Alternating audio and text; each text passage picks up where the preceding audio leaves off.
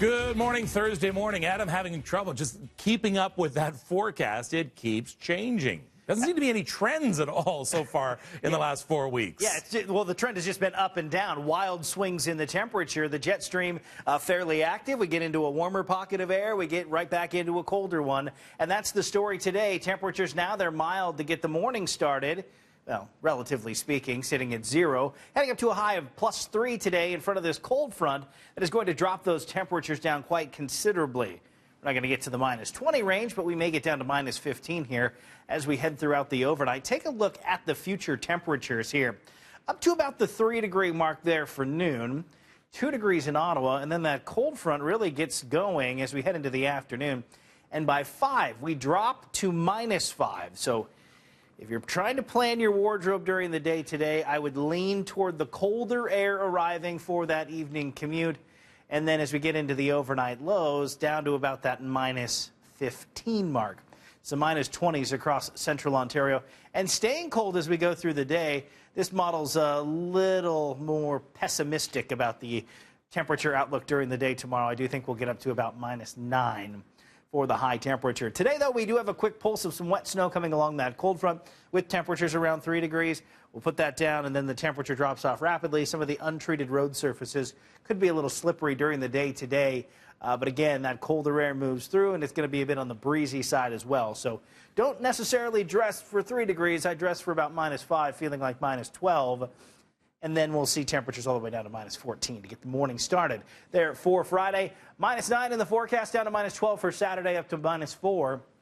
Snow arriving late Saturday, continuing into Sunday. Colder air expected on Monday, and then another snow chance coming our way toward the middle part of next week. That's a check on the forecast. How are the roads this morning, Carrie? Well, not too bad. It really depends where you are right now, Adam. A couple of delays that we're looking at. There is a collision southbound on the 400 just south of Major Mackenzie. That's leading to a heavy backup as you approach that problem. We'll look at the drive times in just a second. The other issue is on the eastbound 401 at Trafalgar. There's another collision blocking the left lane there.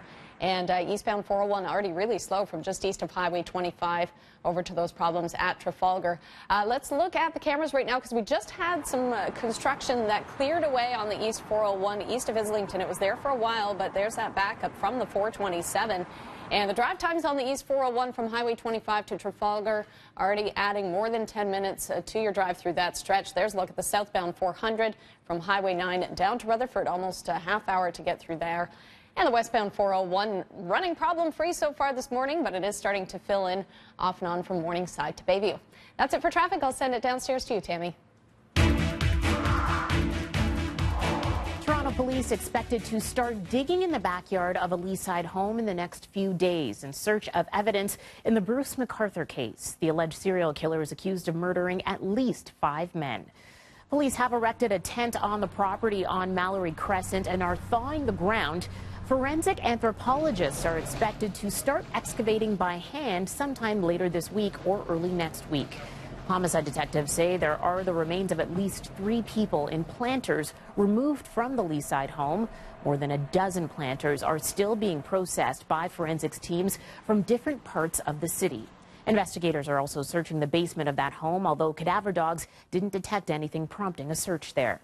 A 66-year-old McArthur faces 5 first-degree murder charges in the deaths of Andrew Kinsman, Salim Essen, Majid Kayan, Saroush Mahmoudi, and Dean Lissowick.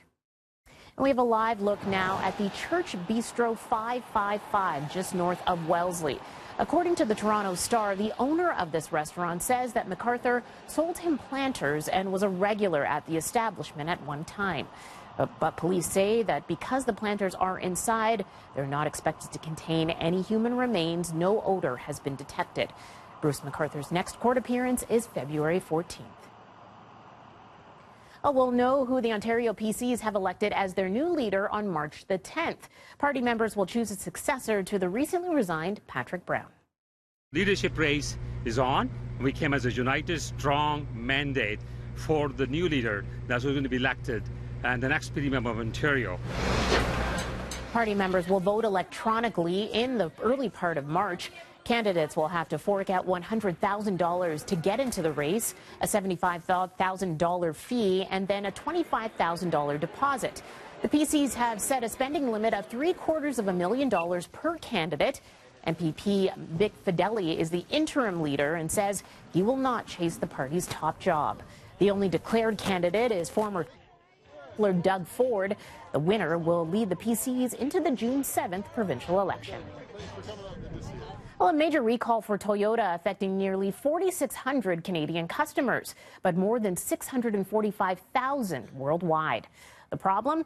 Airbags that may not inflate during a crash. The Canadian models being recalled include the 2016 Toyota Prius and Lexus RX vehicles, as well as the 2015 and 2016 Lexus NX models.